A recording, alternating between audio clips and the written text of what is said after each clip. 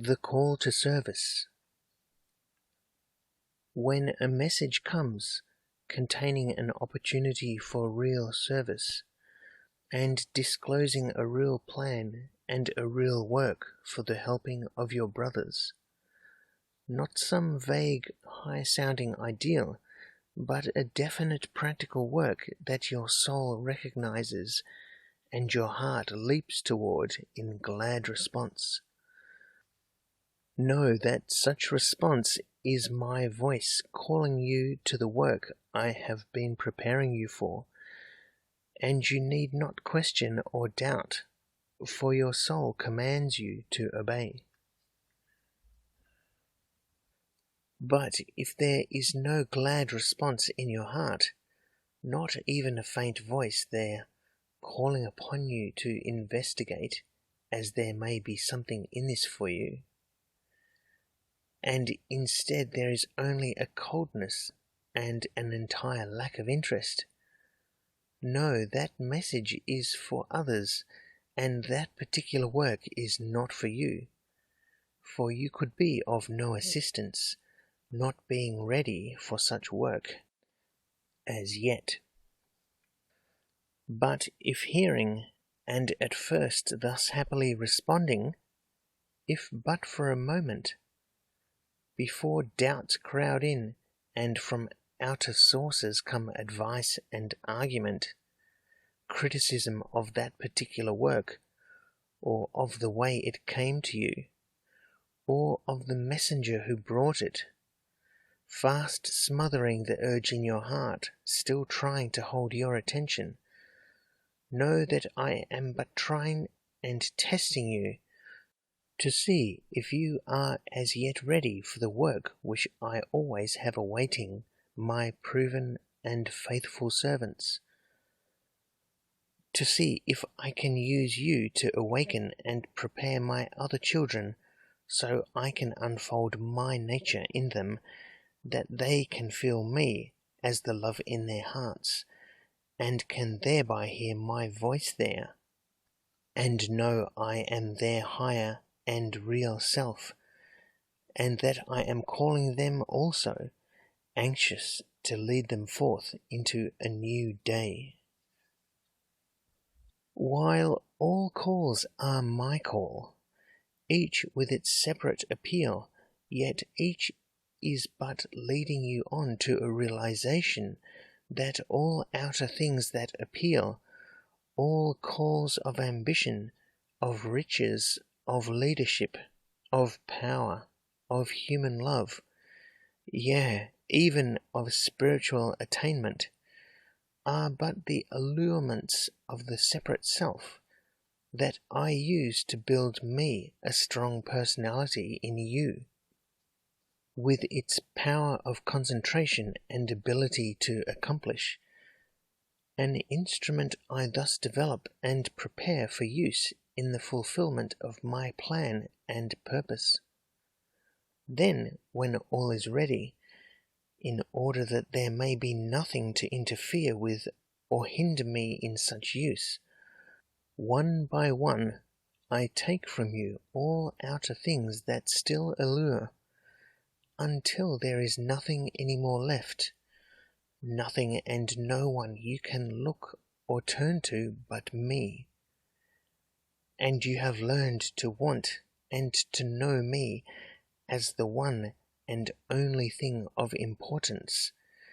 and the perfect serving of me becomes the sole concern and ambition of your life.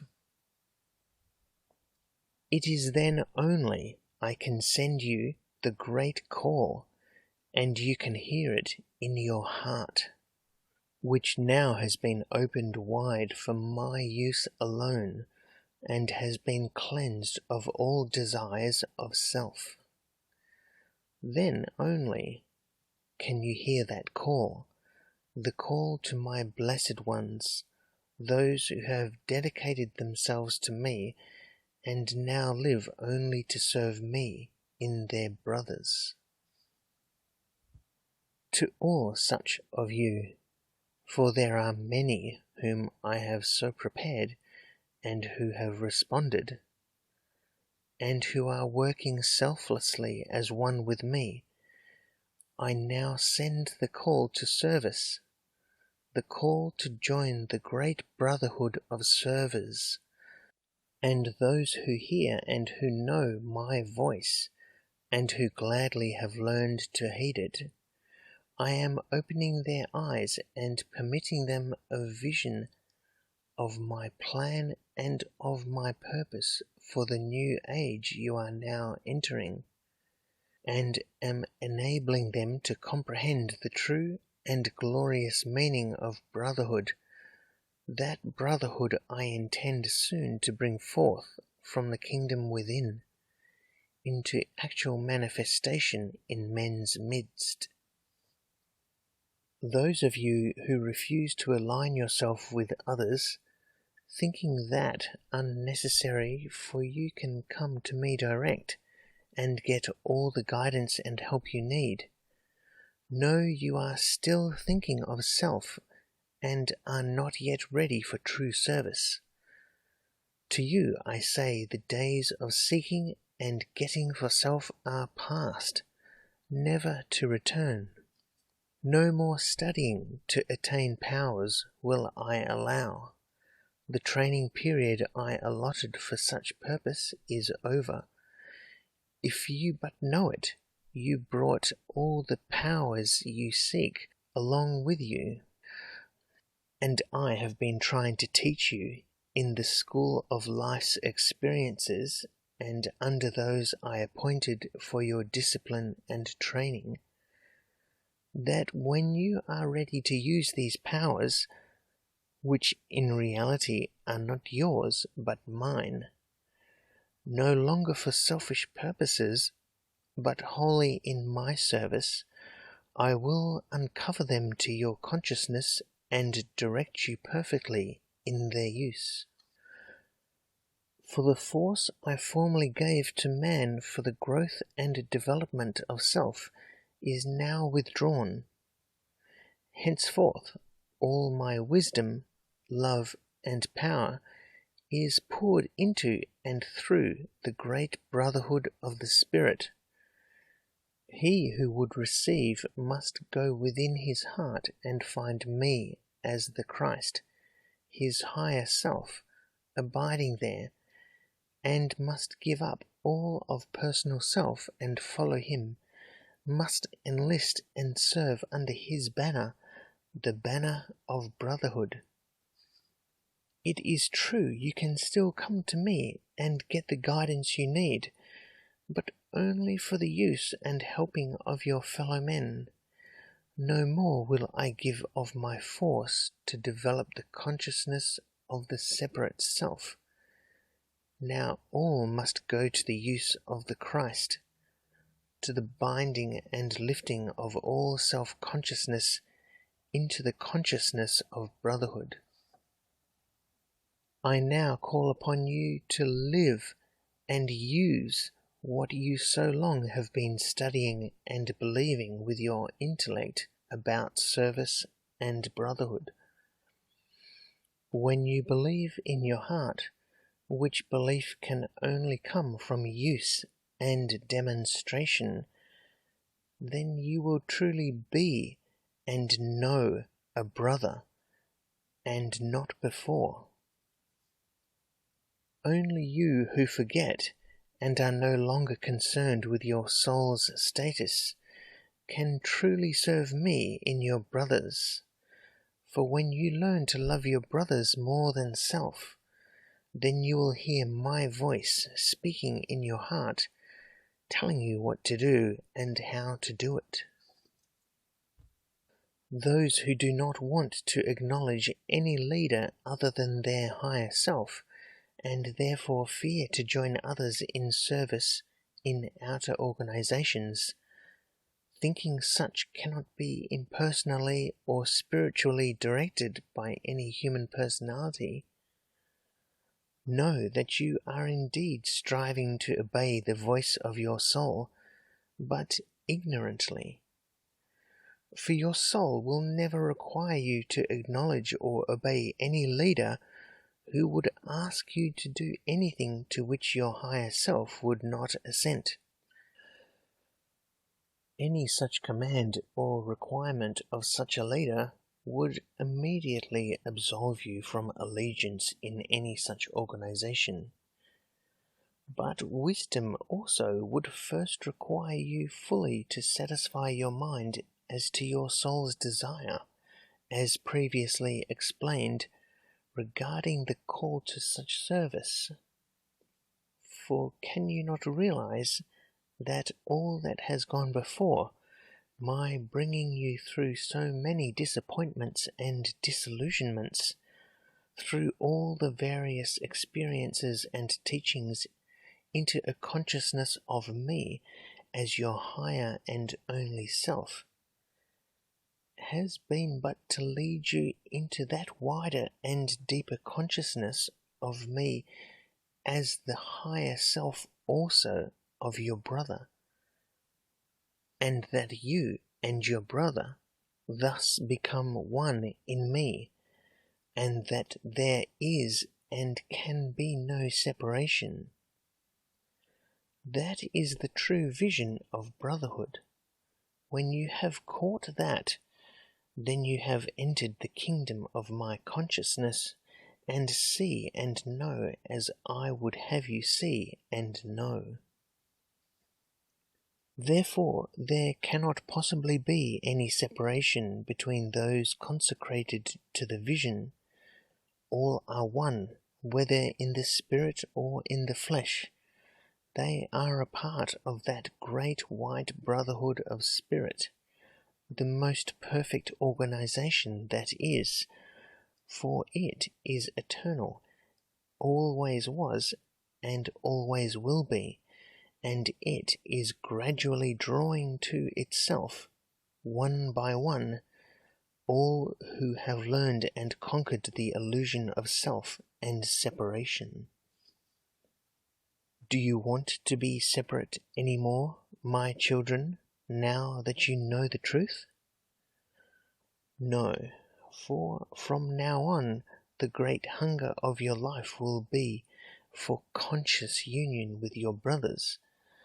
for only then will you find and truly and fully know me. As to any outer organization representing my kingdom of the Spirit down in the midst of men, being directed by a human personality, know that only through human instruments can my will be done on earth. Even as I can accomplish my will in large ways by inspiring many minds with my love through my Spirit, the Christ, within them, so do I inspire many to look only within to Him for leadership, so that they may realize that He in them and He in every one of their brothers is one, is I, their true and only self. Therefore, it is not the personality of such leader they see any more, but only the Master, the Christ, of such personality through whom I work. Many have thus become His proven and faithful disciples, my beloved sons, and they gladly obey His commands, knowing Him only as their higher self, and living only to help others also thus to learn, to know, and to obey Him. And they, through such selfless love and consequent oneness of purpose as His followers, thus become banded in spirit in a great army of workers for Him. And all who can similarly learn to follow and serve Him automatically become one of this invisible army, all under His leadership, and of course guided and directed by His more tested and proven ones, your elder brothers, my generals and lieutenants, in mundane army terms. And how may you know your elder brothers, those I have chosen to lead and guide my children into the new day, by one way only, by that most sure way, by their fruits, by compelling others by their lives and their achievements to recognize the Christ of them. As in the past they have not been called from the high places, but I have called again the fishers of men, those whose lives are consecrated to the uplifting and helping of their fellows, particularly those who have not sought for self, but only to serve the Christ in their brothers, those whose names are unknown to the outer world for the work they have done, but who have brought thousands and thousands into the consciousness of me in their hearts, each in his own way. Think you I can work my will otherwise? It is only through such chosen ones, they who have given themselves over wholly to me, that I can do my will upon the earth as I purpose it to be done. To such I give a glimpse of my plan and my purpose. But think not I work only through such conscious channels. Am I not working my will through you, and through every one who at any time seeks to obey his highest self? Such, in very truth, form my army, my workers, my servers, my fighters for truth and righteousness. The armies now being used for destruction and to obey the will of human kings or rulers are but man's using my heavenly plan of organization for his selfish and inhuman purposes. But the day of such use of my heavenly plan is soon over. The battle of Armageddon, soon to be fought on earth, will forever drive from men's minds the desire and ability to use my spiritual knowledge and power for other than the benefit and blessing of their fellow men. Brotherhood is to be an actual conscious realization of the men of earth, and I call upon you, my children, to help me and your brothers of the Spirit to make it so. My message of brotherhood is now being broadcast over the whole world. There are many who have caught it from the inner planes and are giving it forth as I have permitted and am enabling them to do. But there is one whom I have chosen and appointed, have made responsible for and given the power to link and to bind all souls who have found me into one great army of servers, consecrated to the work of preparing the way for the ushering in of the new day. By his words and by his work ye may know him. Make no mistake, but seek him, the Spirit of whose words and deeds is that your highest self approves and glorifies.